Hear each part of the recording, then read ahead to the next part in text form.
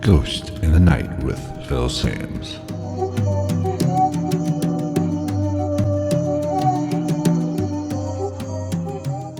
What is going on, everybody? Welcome to episode number 82 of Ghost in the Night, a hauntings and paranormal podcast. I'm Phil Sams. Thank you for taking time out of your busy schedule to check out this podcast. Now, we do live stream my recordings of this podcast.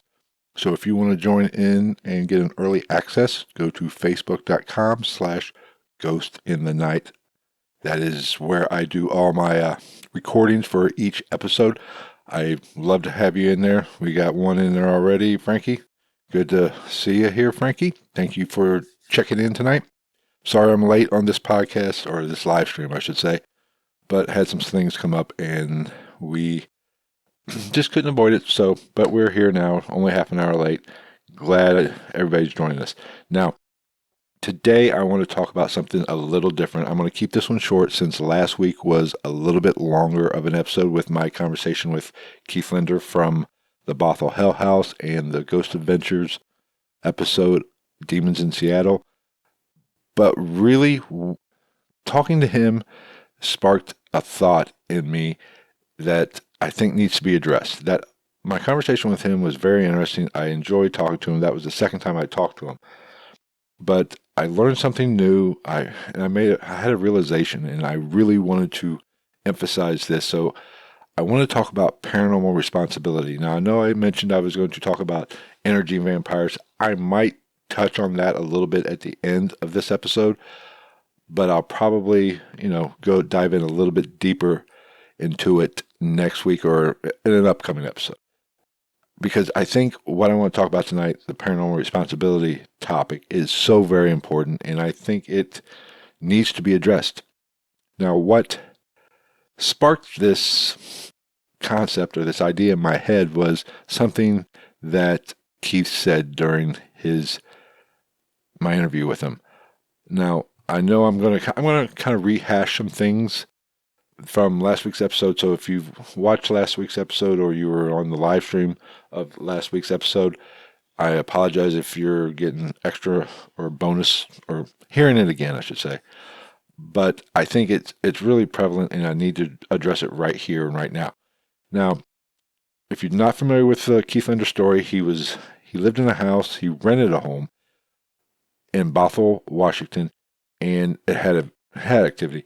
And I've done several episodes on this house, but one thing that I knew from talking to him in the past, but I really learned a lot more in our last conversation from episode 81, is that he verified that the people in the previous tenants had activity as well. And he gave this information to Ghost Adventures, their research department, or the producers, whomever he gave their information to. They didn't follow up on it. And as we talked about in last week's episode, they pushed the narrative of hoaxing, and Keith was out to actually probably, just get some notoriety, and not really, the activity wasn't real, or it was blown up, and he was attention seeking with their Demons in the Seattle episode, and they continued that thought with their Screaming Room episode that aired recently. But the more I learned about this previous tenant and talking with Keith and going through it, and her story, or that family story, is very fascinating. So I'm just going to touch on it real quick here. They had a lot of the same activity Keith had. Shadow figures. They thought this place was a living hell. It ruined their life while they were there. I said it in I think episode 80 as well.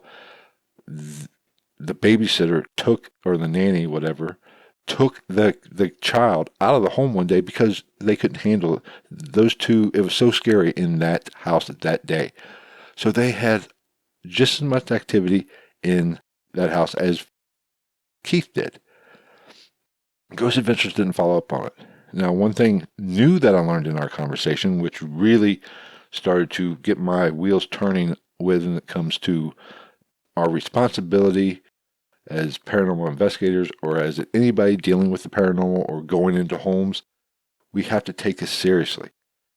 And this lady, I believe her name was Rhonda, while she was living in that home, there was a suicide attempt. Keith documented it. Keith, looked at or heard the 911 calls. Police showed up. She made the attempt, a suicide attempt. And she was talking like there was somebody else there when nobody else was there. So it was serious. This lady had some serious issues. She had some serious problems in this home. And Ghost Adventures did not follow up with this lady whatsoever. And the one thing that I learned that was new that really, really got me going in this direction of paranormal responsibility is towards the end of our conversation in episode 81, I learned from Keith that she finally succeeded in committing suicide. Got hit by a train, essentially. And so this got me thinking, what happened in that house obviously affected her in so many ways. Now, this, you can say she had other issues. You can say she had mental issues, which is fine. Did the paranormal cause the mental issues, or were the mental issues cause of the paranormal? Was she out there a little bit? I mean, that's a chicken before the egg kind of conversation. It doesn't really matter. It doesn't matter which caused which. The fact is, a life was lost. She could not handle what was going on in that house, or what was going on in that house, I should say, affected her in such a way that it ended up costing her her life. From my tone, I hope you don't think that I'm accusing or blaming her suicide or blaming her death on Ghost Adventures because they didn't reach out, they didn't follow up. That's not the point of this. That's not what I'm trying to say. But as paranormal investigators, every paranormal investigator has a responsibility to actually help those people that they come in contact with, whether they are investigating their home or they just get reached out to by these people who are having issues, who are struggling with some type of paranormal activity. Excuse me. They have the responsibility to do something about it. They don't have to fix the problem, but they have to actually make an attempt.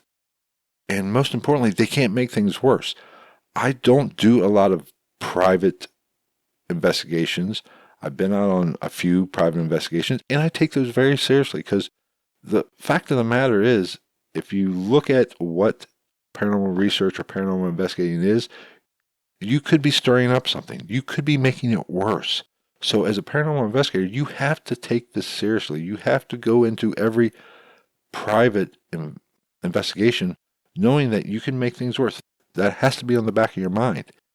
And if you just go in free and willy and just, start trying to communicate or being a little bit more aggressive, you could stir up some things that can make things worse. And I think this lady could have benefited from a little help, external help, whether it be from Ghost Adventures or another paranormal teams, because dealing with the paranormal is very traumatic to some people.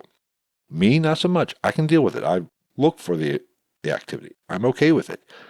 I go out looking for it. If, I started having activity in this house, which, some strange things have happened, and we've done episodes about this particular location as well, and my previous homes, which had activity, with abundance of activity.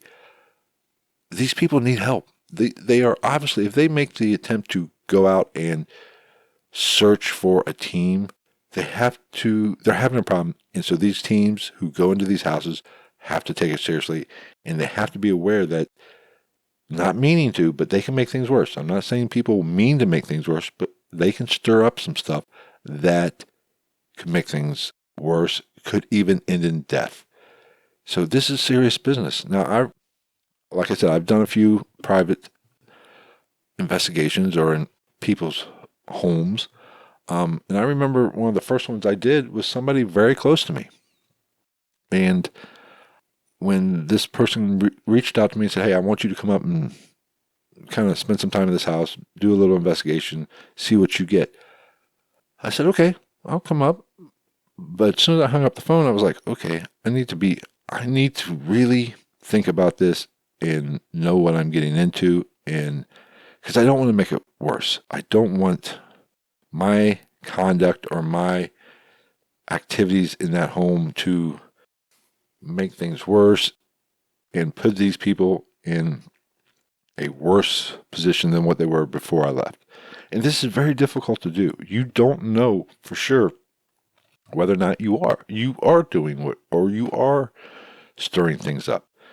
It's a crapshoot, honestly. But if you follow basic rules and just do the right thing, whether it be no provoking, analyzing the atmosphere in the room, because that's very important. I'm a firm believer in energy when it comes to the paranormal. You have to be able to understand what's going on in that atmosphere or that environment at that time. And if you feel something is a little off, you might need to back off or push it away or tone things down. So we as paranormal investigators have a responsibility to do what's best for the client or person who is seeking help. And this really goes for even places, these pay-to-play places. You don't want to go stirring up some stuff. How you investigate can really have an effect on the environment. So you need to keep that in mind whenever you're dealing with the paranormal, whenever you're dealing with the spirit world. You have to be very serious and be conscious of that fact. So, like I was saying with my story, I was really concerned about this person who, when they reached out to me, so I, reached out to people I knew, hey, how should I proceed? Because this is somebody that was close to me. I care about this person. I didn't want to make things worse. So I reached out and, I got some advice from people, just be polite, essentially. It's kind of corny to say that, but just do your stuff. Be respectful of what's there until you know exactly what's going on. But that's the tricky thing about the paranormal. You never truly know what's going on. You can have a gut feeling, and I think the gut feeling is very important, but you never truly know what's going on because this is a crapshoot. Nobody is an expert. We are still guessing in the dark. And I've said this in the past. We are asking questions, and we're not even 100% sure of the question, what the question is, but we're answering it. We're trying to find answers to that. So you need to be very aware of the surroundings, the environment, the energy in the room or in the location, and don't aggravate what is already there. Now, how do you do that? And I've kind of touched on this a little bit before. Provoking, I'm not a big provoker, but I'm not completely 100% against it. If the situation arises to where you need to be a little bit more aggressive, then by all means, be more aggressive. If you feel that something is attaching yourself to you or attacking you in one way, shape, or form, you have the right, because I'm a firm believer that when it comes to more negative type energy, you really control the power. I look at it a negative or evil type spirit, for lack of a better word, or ghost or whatever, non-human demon. I hate to use the word demon. We know this from if you've listened to me in any manner. You have the power. And if you are weak, I don't mean that in a bad way, but if you are scared, if you are weak, if you are, not in your best frame of mind, that will cause them to be drawn to you. They will feed off your energy and do things to provoke you. Now, you do need to project a little strength in those situations to say, hey, this is my realm. I'm in control here. You will not attach yourself to me. You will not enter me. You will not do anything I do not want you to do. So if you need to be a little bit more aggressive, that's okay. That's fine when it's just you. But when you are in somebody else's home or you are doing a private investigation where people are looking for answers, you have to walk a very, very fine line. And, you have to take it serious. And if somebody is reaching out to you or you catch wind of this, you have a responsibility to actually try to do something about it. And let's go back to the Rhonda from the Keith Linder story. Now, like I said, I'm not blaming Ghost Adventures for her passing. She probably has some issues. Like I said, we don't know what caused what, whether her issues caused the paranormal or the paranormal stuff in that home caused her mental issues. Because when anybody commits suicide, they have mental issues. There's no way around it. They are not in the right frame of mind. Now, could this been avoided? Probably not, but could also, with Ghost Adventures, with their deep pockets, could they, if they reached out and talked to her, could they maybe found her some help, whether it be mental help or the paranormal help? Because obviously things might not have been as bad, but things did continue in some way, shape, or form because she ended up succeeding in taking her own life. I'm not saying, like I said, I don't want you to think that I'm blaming them for this, but they could have passed on some valuable information. So we, or any paranormal investigator, has a responsibility. If somebody reaches, I get letters all the time or emails all the time about people that are having activity or something that's happened and they want my advice. I have a responsibility to give my opinion and give my thoughts on the situation and do it as respectfully as possible. I can't downplay it and I can't say, you know what, don't worry about it. I can't do that. But I can't tell them to be aggressive and here's what you need to do. Because when you're dealing with something in like an email situation, like what I get into a lot, you don't get the full picture. Just hearing their story doesn't give you you don't understanding of what is happening, the energy of that location. And here's exactly what I tell everybody that contacts me with some sort of issue or some sort of problem. I say, hey, tell me exactly what's going on. When does it happen? How do you feel when these things happen? And I'm not talking about are you sick or whatever.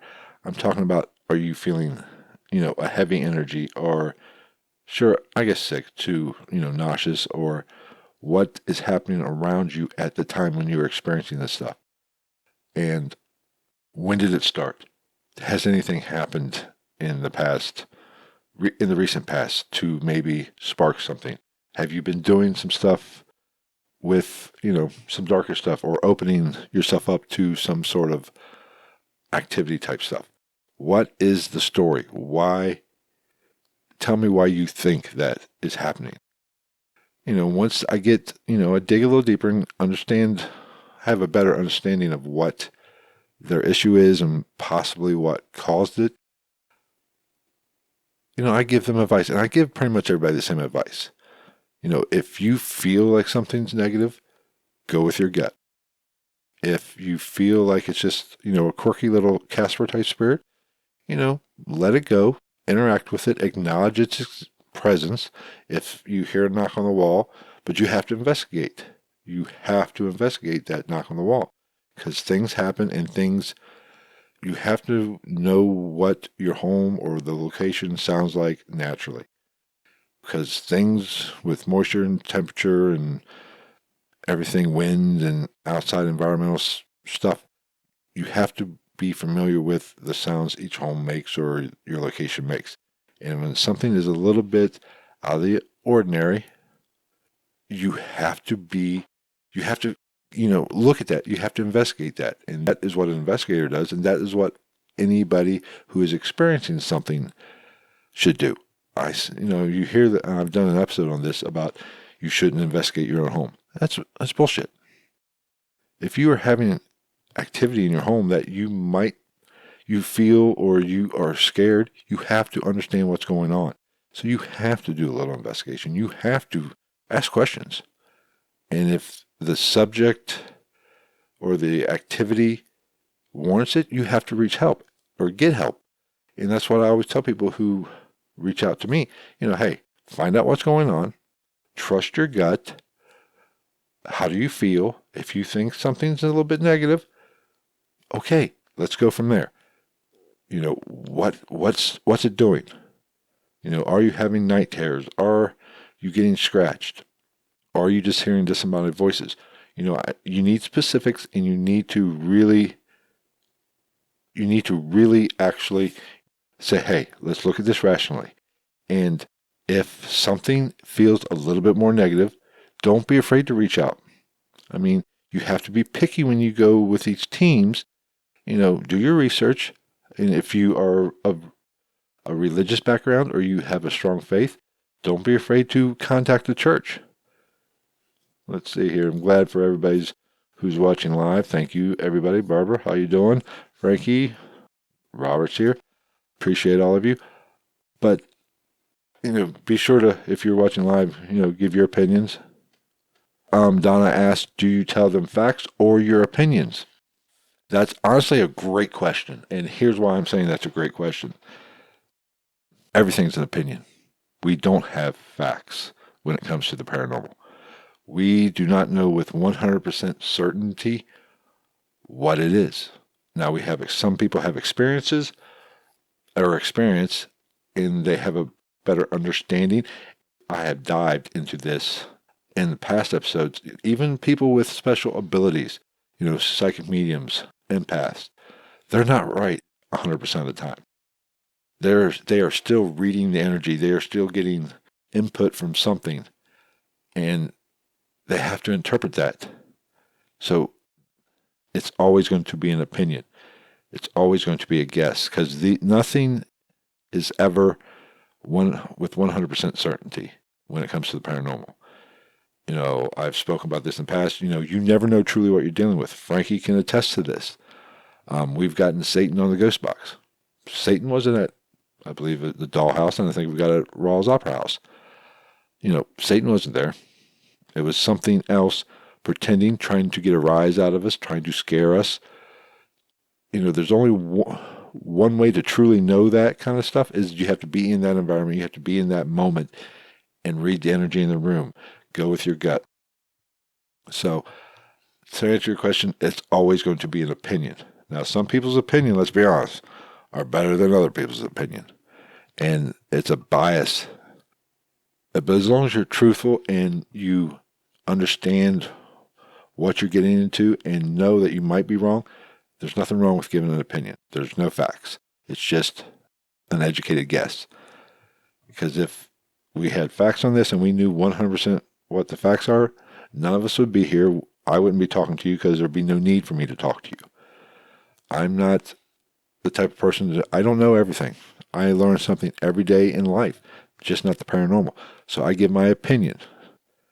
And that is why I tell somebody to, especially when they reach out to me, to, hey, find somebody. If you can't handle the situation, or you feel it's getting too big for you, or you're feeling that you're in danger, we all have that sense when something is about to pop off, or that dread. We all have that little sense, or that little tingle in the back of our head saying, oh, something's about to go down.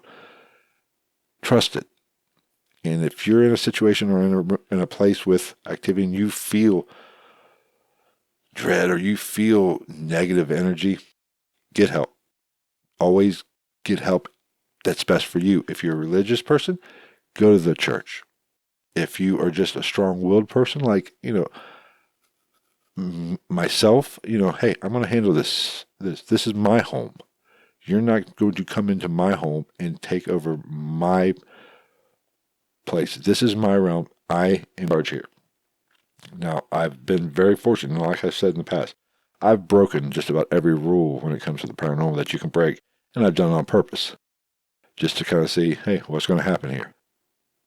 But not everybody has that mindset. Not everybody can be that forceful, so they need to get outside help, whether it be a paranormal team. Like I said, do your research.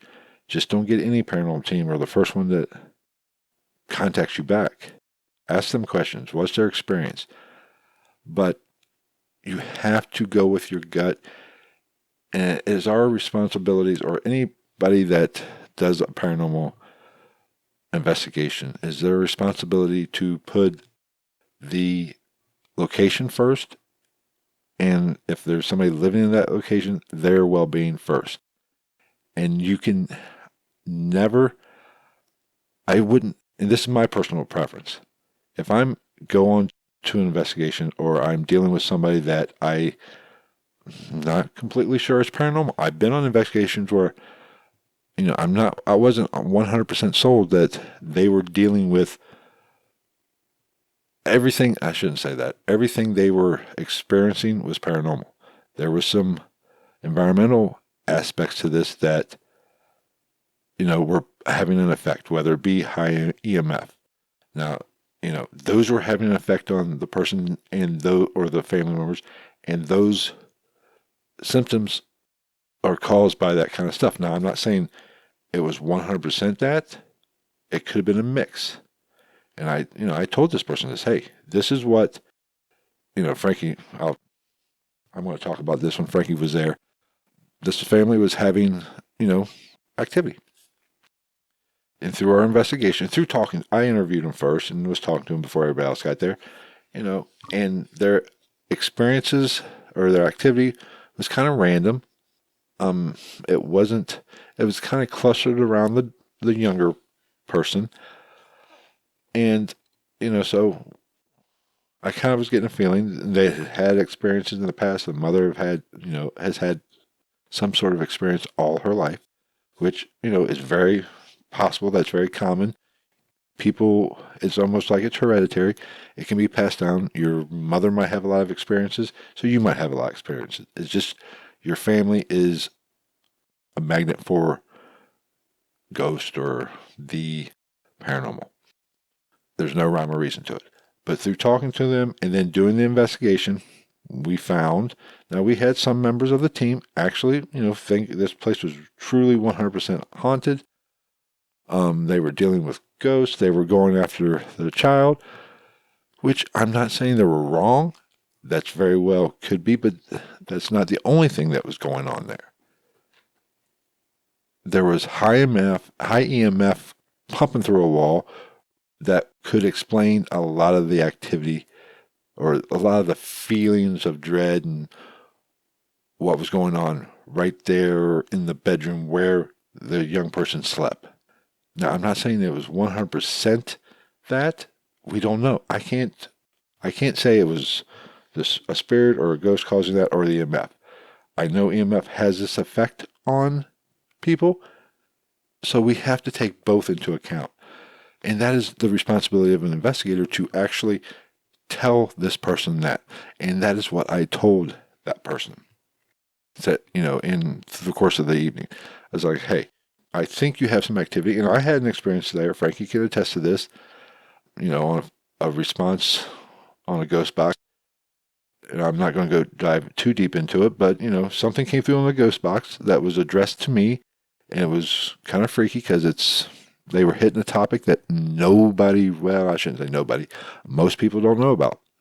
I don't go sharing this with a lot of people, and they were pushing that button for me. So there's something at that location.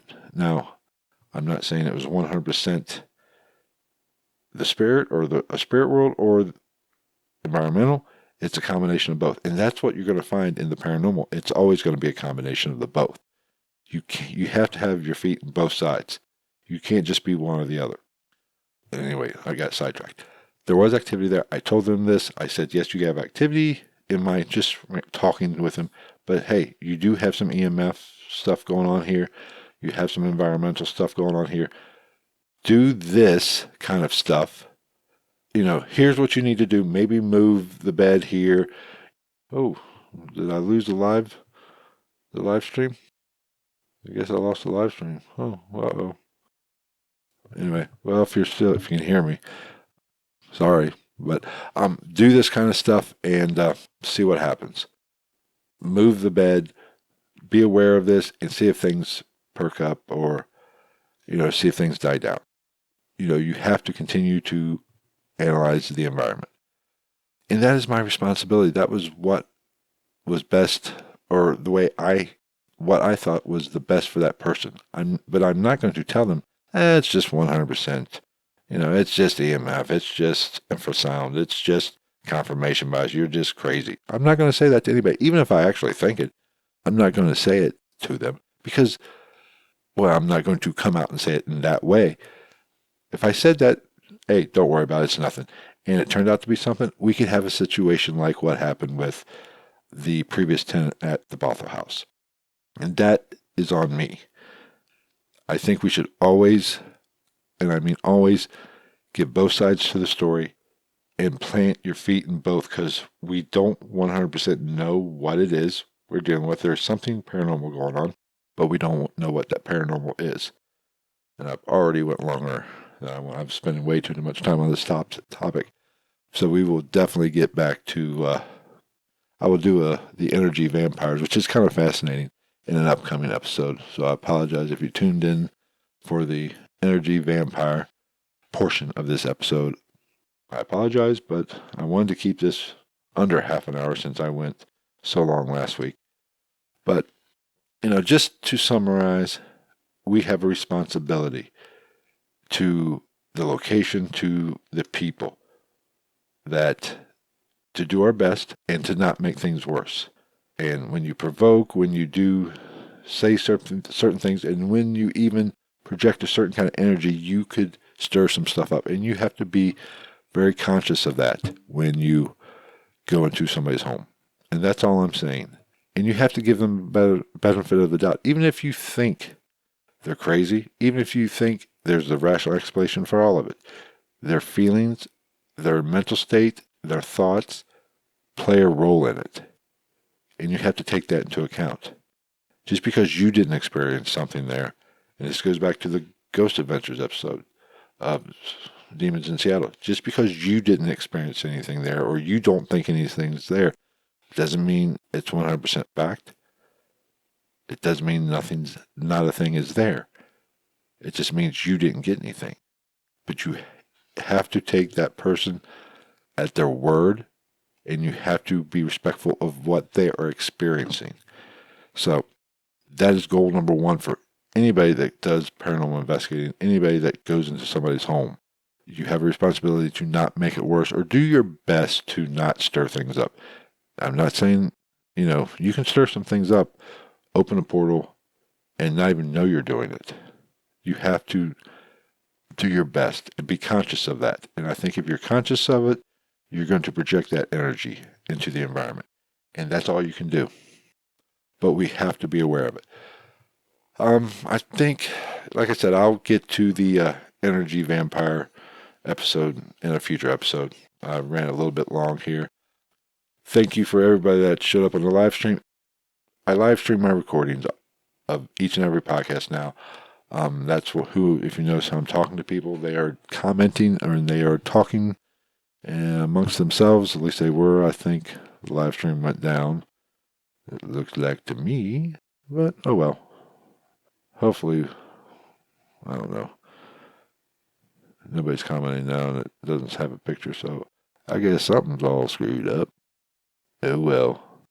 Oh, I got good internet. Anyway, generally I do it, live stream it. And it's always the week before. So Wednesday nights at 10 o'clock, I record the episode. I live stream my recording of the episode for the following week. So you get an early access to every. Oh, okay. So you can still see me, Frankie? I can't even see. It's showing, says something's wrong with the video. As long as you guys can still see me. Okay. But what was I talking about? Damn it, I can't multitask. Oh, yeah, live streaming. So if you want to get early access, if you want to interact with me while I'm doing an episode, that's, why I wanted to do this. But it won't be out till the following week, and I need a drink because I'm talking too much. But, so, and plus it gives me a little something to do, and it makes me actually sit down, my happy ass down and record. Sometimes I put things off, and this makes me do it. But like I said, this will be aired next week on my regular podcast feed, however you're taking your podcast. If you like the episode, if you like the podcast, be sure to share it with somebody. And don't be afraid to, there was a time, and Frankie can attest to this, and Robert probably can attest to this. There was a time, you couldn't talk about this. Everybody has an experience. Everybody is a skeptic, but even the most harsh skeptic, if you tell them you're into the paranormal, they'll say something, and then 15 minutes later they'll say, "But one time I had this experience." Everybody's had some kind of weird experience. Doesn't mean it's always paranormal. It just means they've had something they can't explain, and that's what the paranormal is. It's just things we can't explain, and we are just looking for answers. So share the podcast with anybody. Subscribe to the YouTube channel, Ghost in the Night. It's real simple. There's a podcast episode for or a podcast video for every episode. Do have some extra videos there. I'm working on a few. We did a little investigation. Frankie and I were talking about, and we're going to go back to the place because it is super, super active. He's been blowing my phone up, seems like every night with new revelations. I have just now started to go through some of my footage and my recordings of that previous investigation, since we could get out into the world and we're not quarantined as much. We're heading back, like I said. It should be interesting. Hopefully there'll be an extra bonus investigation video, and there might be another on the hunt episode of the podcast, which I don't know exactly how I'm going to do the on the hunt episodes for the live streaming. I might, because for anybody who's new to the show, the on the hunt is where I actually play video and audio of an actual investigation, whether it be a spirit box session, EVP session. I play the actual footage on the podcast. Now, if you watch the video form of the podcast, you get the video of it. If you just listen to it on Apple Podcasts, Google Podcasts, iHeartRadio, Spotify, Stitcher, wherever you're taking your podcast, you're just hearing it. But I don't know how I'm going to do the live stream version of that. I might just play it for you guys, and I'll talk to you guys while it's playing, and maybe pop in and make a comment, which, the first one's going to be a little rough. I don't know. If you have a comment, let me know.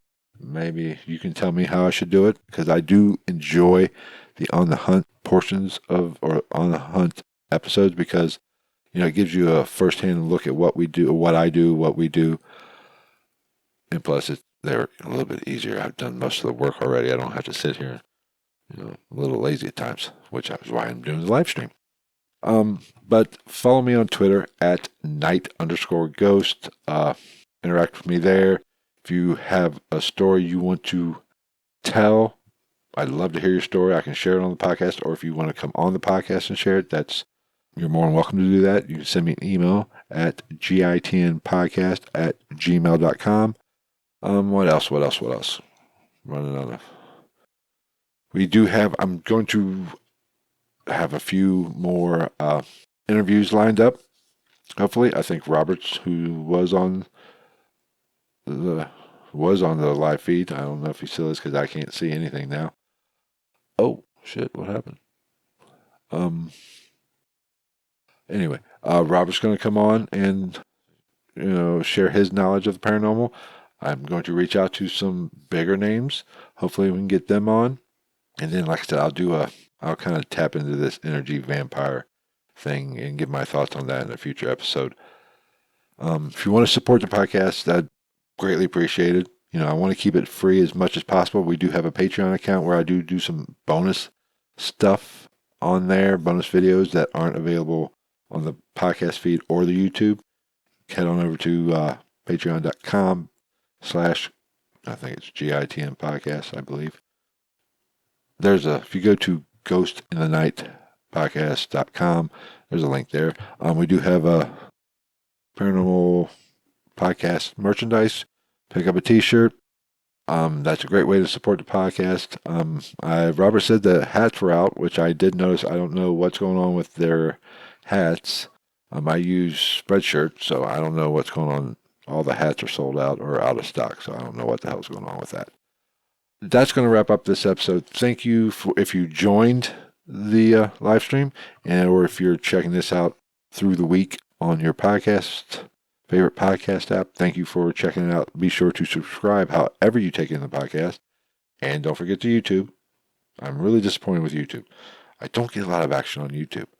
I get more views on my live feed or live stream than I do YouTube. I don't understand it, but that's okay. I'm happy with the amount of downloads I get on the podcast, but I don't know what's going on with YouTube. I guess they just don't like me. That's okay. But, subscribe to it and maybe we can get the word out a little bit more. Like I said, leave me a comment. Let me know what you think about the podcast or if you have a story. So that's going to wrap it up. We'll see you next week and take care, everybody.